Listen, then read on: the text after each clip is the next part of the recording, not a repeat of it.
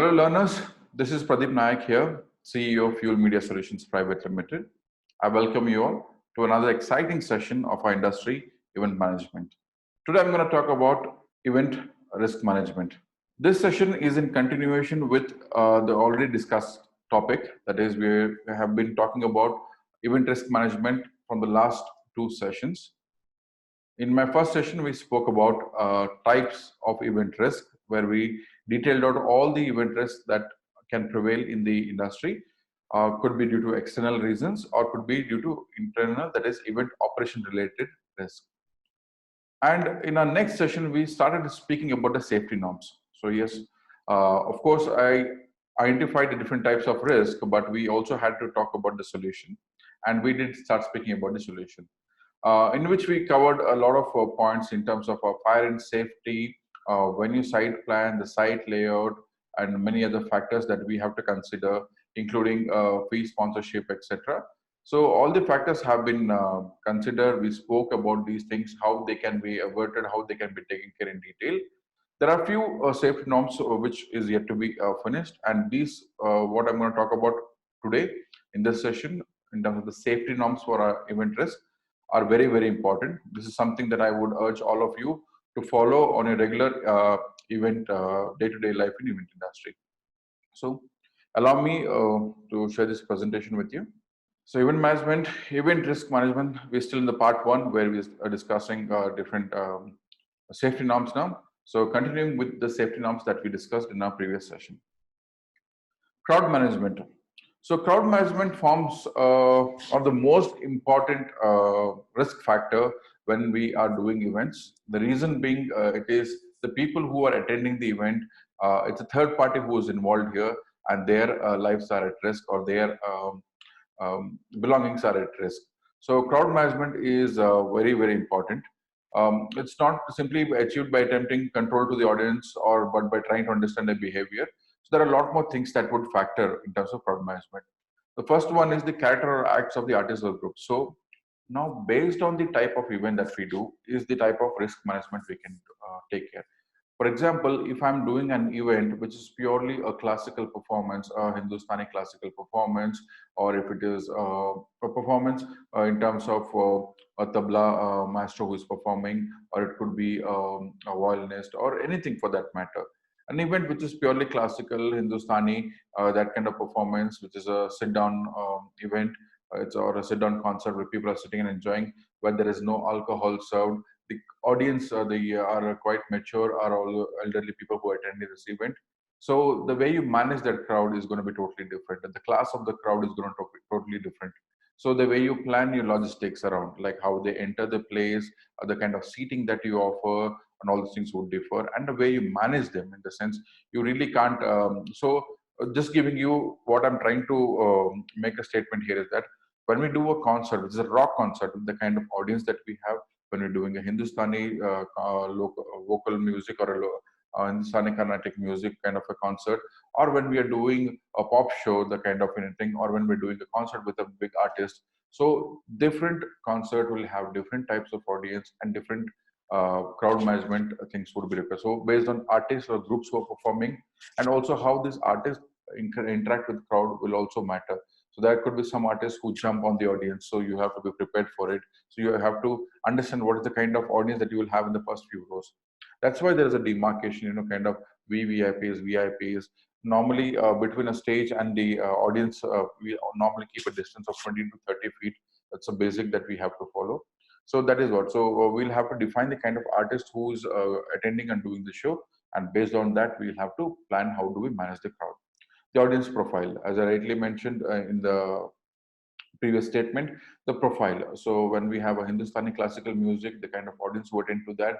When we have a rock show, the kind of audience who attend to that. When we have a public show, it could be a Ganesh Utsav, or it could be anything, the kind of audience people who attend. When we do Kumbh Mela or Ran Utsav, or the boat race, everything happens, or many Jallikattu, or anything of that kind of event happens, the kind of crowd or the audience profile, people who attend, and accordingly the arrangements have to be done, so that there should not be any mishap or any nuisance created for the other people who have come with the sole intention of enjoying the show. Probable crowd activities. So whenever we do public shows, we should always keep an eye that when it's an open show, when it's an open public event, we have to keep an eye. We have to have enough people in terms of security guards. We should anticipate based on the type of artists who are performing that what's the kind of crowd that we attract. Also, there could be some people, hooligans, which we also mentioned that they could just come to disrupt the event, or disrupting event might not be their priority, but disrupting the crowd and everything. So we have to have enough and more necessary measures that we have to take in terms of having the right security measures. For example, when we do a lot of concerts, so there is multiple levels of security that we induce, multiple levels of checking in terms of people carrying liquor, people carrying cigarettes, people carrying lighter, or any kind of objects which might prohibit or kind of create nuisance, or can be used to create nuisance. Such things are profiled even before they enter the venue. So that is then. So probable crowd activities. Also, in terms of a few events where we serve alcohol, or there could be anything abuse of drug that happens. So we have to take care of that completely, so that no such nuisance happen at the venue.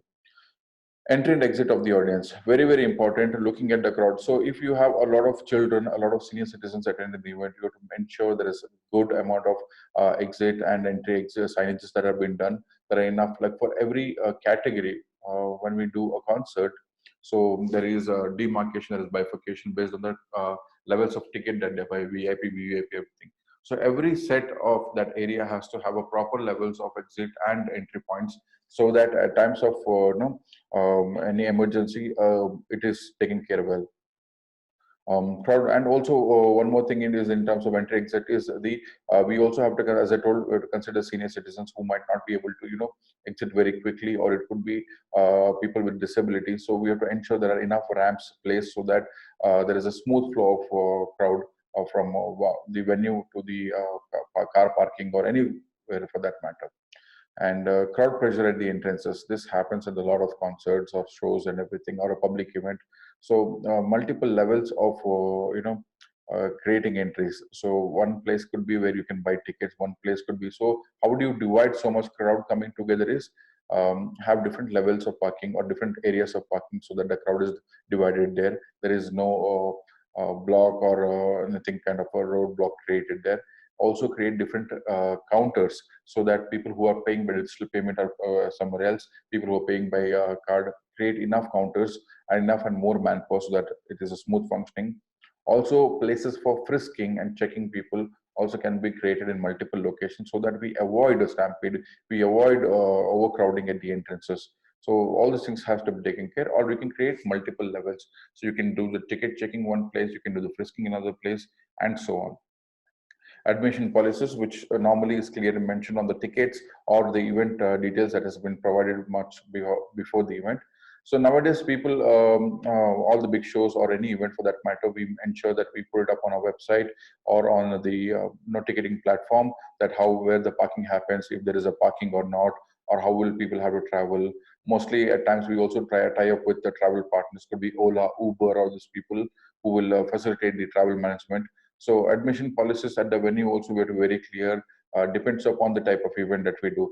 There are some events where children might not be allowed because of the kind of music or the levels of music that is played, or because of the kind of audience that who will be present there, or it could be senior citizens who might not be allowed. So we'll have to take care of that, or people who are pregnant or might not be, because of the exposure to loud decibels of sound. Like in rock concert and all, they avoid such kind of admissions. So depending upon the kind of event that you do, you have to make it very, very clear in admission policy, so that tomorrow you don't have to, as an organizer or as an event manager, you don't put somebody else's life on risk based on this. Police involvement, of course, any event which is into a concert, public event, or any kind of event, as long as it is a conference or a business conference happening within a hotel premise or a five-star property, rest all the kind of events you will have to ensure you take police permission, you keep them informed. If there are some celebrities involved, some dignitaries involved, it ensure that proper security is deployed. Police are involved in each and every step in terms of informing them, so that any untoward incident that happens, they immediately come into action and they disperse. Or if it is a big event that we do in terms of public events, we ensure the police is already present there. Could be as simple as having some of a few constables and an inspector along with the jeep. And also, as I told, we have to ensure the ambulance, fire tender, all those things are already present there. So crowd management forms a very, very important aspect in terms of averting any kind of risk in the event. Next is food safety. So food safety in events is more about the kind of brands that you collaborate. You have to ensure that they follow all safety and hygiene measures. Or if it is a food festival that you're doing, you have to do the profiling of all the food partners who are participating there much before the event. Make sure you'll have your own safety manual that you can share it across all the food partners who are participating, in terms how they bring the food, how the storage is done, how they are preparing, or what are the hygiene measures the chef is following, what are the hygiene measures the people who are serving are going to follow, and how are going to storage of the food. All these things would matter. And also the quality of food that they carry. They should not carry any stale food or any meat or that for that matter. And if it is an event that is purely attended by people who are only vegetarians, then you have to make sure there is, or if it is an event where both veg and non-veg are there, but you have both kind of crowds coming, then you have to have a proper demarcation among veg and non-veg area, the cutleries that are going to be used, the way that it has been disposed, all these things has to be taken care by the food partners, but by the manual that as an event manager that you're going to create. And also tasting of the food and all those things. So tasting, I would say, can come to the second part. Yeah, food taste can be at times bland, but ensure that it's very hygiene and all the safety norms are followed in terms of serving the food. Drinking water safety and quality, one of the most important aspect of any event that we do.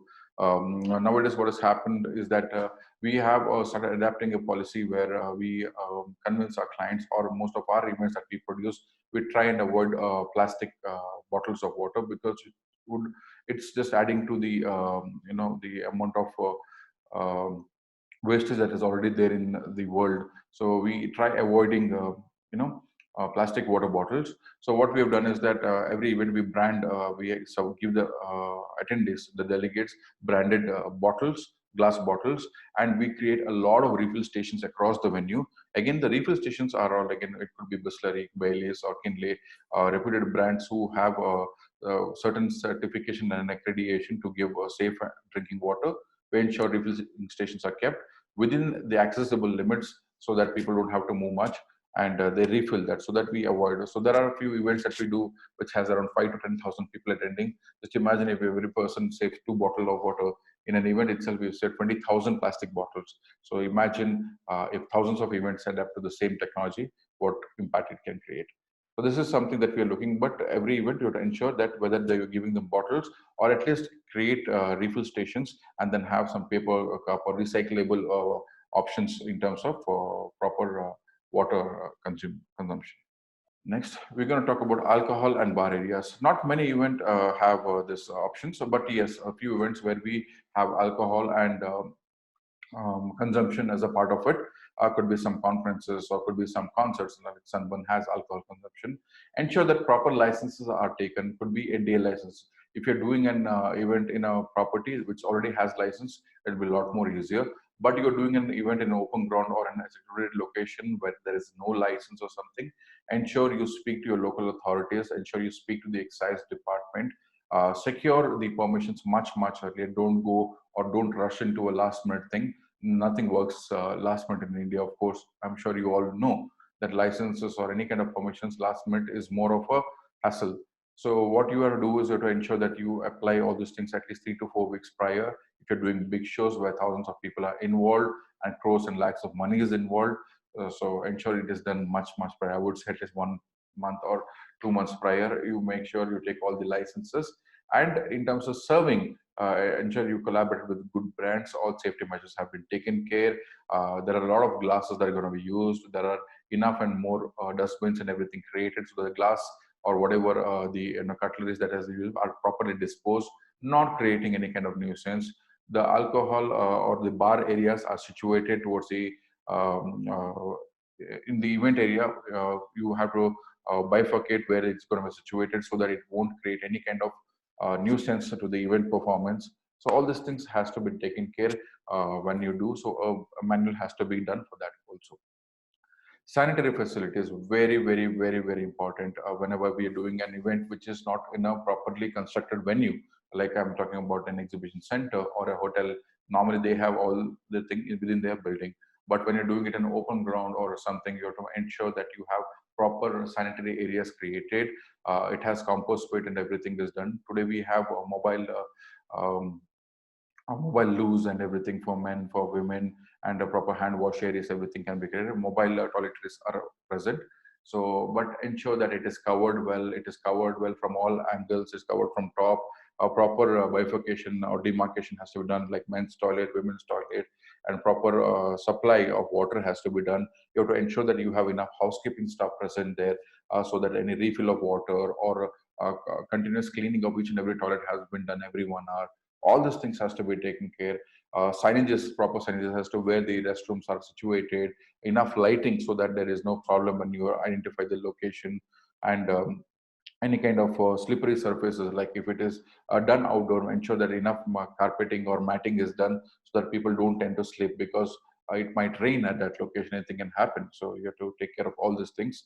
And it should be easy access also. You can't have complicated toiletries also. It should be something which people know. If required, you can put some instruction manual outside the toilet restrooms so that people know how to use the mobile toilets, all these things. So you can do that, have enough people around so that they can help. If there is some senior citizens, if there is a ramp or something, if it is a wheelchair movement that has to happen, all these things has to be listed down and considered even before you do your sanitary facility planning in your site layout. Sanitary provision for people with special needs, which I already mentioned. You have to ensure that the toilets, mobile toilets, or anything that for that matter, which has been done, are friendly for disabled people also.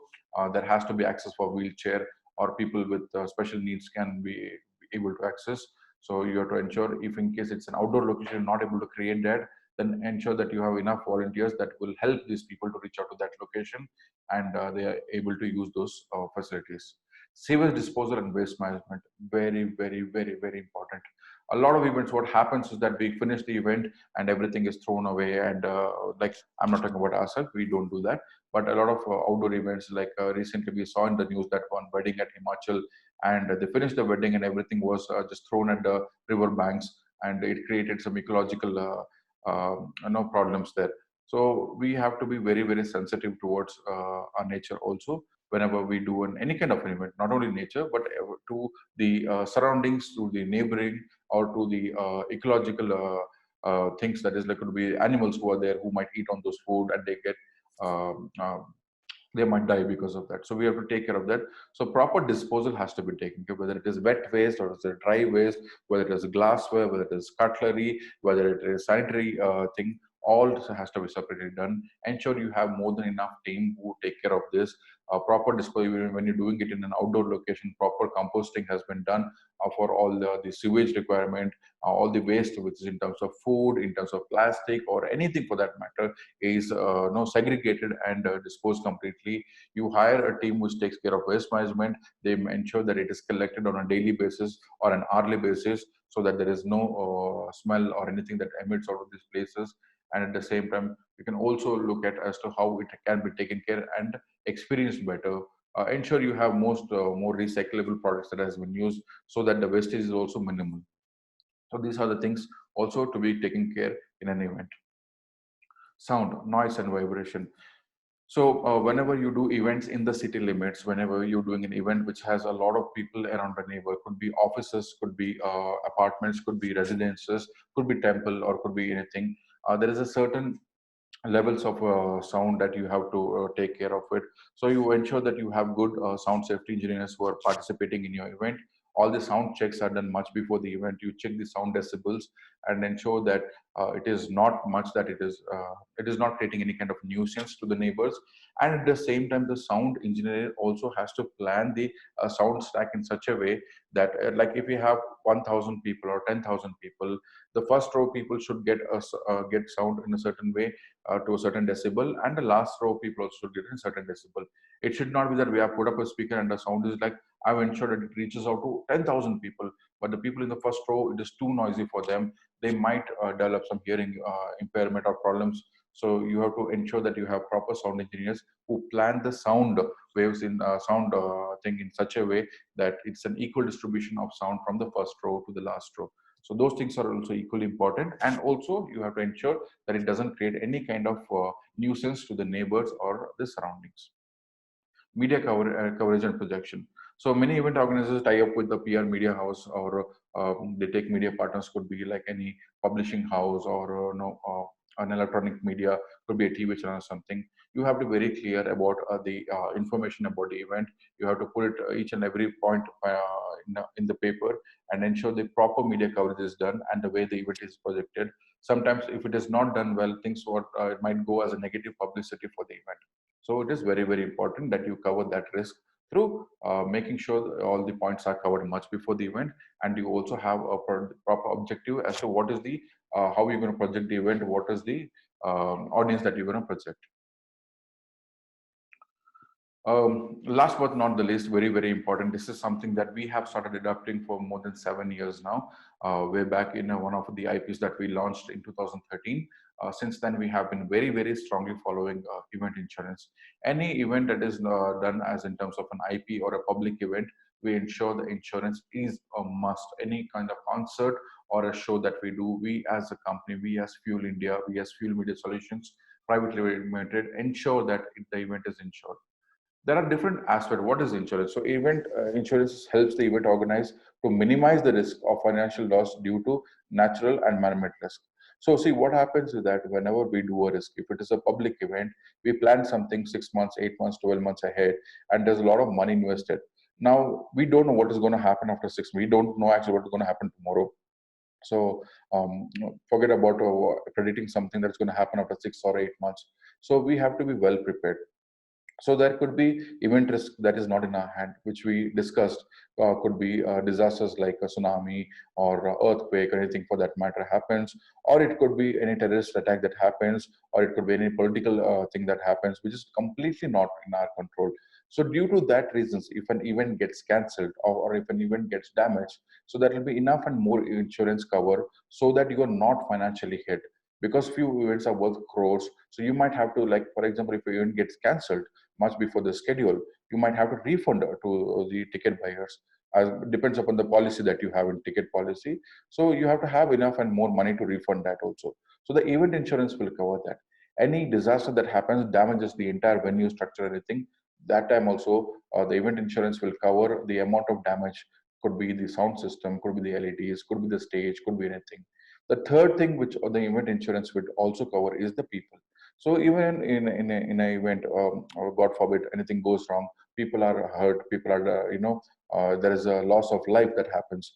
Then in terms of compensation, also insurance would come into picture, offering enough and more compensation as per our prescribed value that we do at the time of insurance is given to the beneficiaries of the people who have lost life, or people who got hurt. So all these things or their hospital expenses are taken care of. So insurance is a primary thing which is very, very compulsory when you're doing shows or when you're doing any event where public life is involved, in terms of safeguarding your financial exposure, in kind of safeguarding the equipment that is used in the event or the structures, in the case of safeguarding the people who attend the event. So in all, insurance is a must, which I very, very strongly recommend. There are a lot of event insurance companies, could be Bajaj Alliance, could be United India Insurance, Oriental, and many more. All these people who are there are people who will help you in taking insurances. So we can look at that, and that is very, very important. I'm sure as you go further, you'll be able to explore more. Last but not the least, before closing in on the part one of risk management, I would also like to talk about risk management policy. So risk management policy, as I mentioned, in every sector, could be the fire and safety, could be the food safety, could be the insurance, could be the sanitization or the sewage that is going to happen, or could be the site value, everything. So risk management policy is something which is kind of not compulsory yet, but it is something that we as an organization have made it compulsory, or a lot of organizations follow. So you have to have a certain policy drafted in terms of every aspect of performances, could be in terms of finance, could be in terms of operations and everything, so that we, or could be in the venue thing. So based on the event organization, a comprehensive risk management manual, I would suggest, should be developed, so that every department follows it by default, and any such instances can be averted by having this manual in hand. So With this, we come to an end of the part one of risk management. I hope this part one, which is 3 sessions where we spoke about types of event risk, then we started speaking about safety norms. We covered a lot of aspects under safety norms, and today I end this part one with the safety norms. All the points have been covered. This is something as an event manager, other than the daily events that we do, how to do event, how technically, how creatively we do this event. That is, yes, that is a part of our learning. But how to avert any kind of risk that happens, and how to. So that's why if you see, for the other topics we did dedicate some time, but for this I've dedicated more and more time. The reason being, I want this to be a part and parcel of every event manager when they do, is to take care of risk. So risk management is also very, very important in the event management.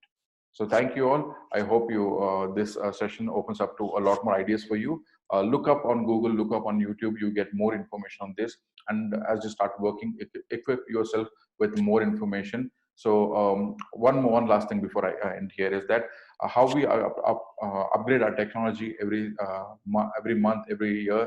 In a similar way, the risk management policies also have to be upgraded. You will have to keep yourself updated on the latest risk management policies that are there in the industry, or different vendors, or the different sectors that follow. Keep yourself updated, stay safe, and have a good day. Thank you all.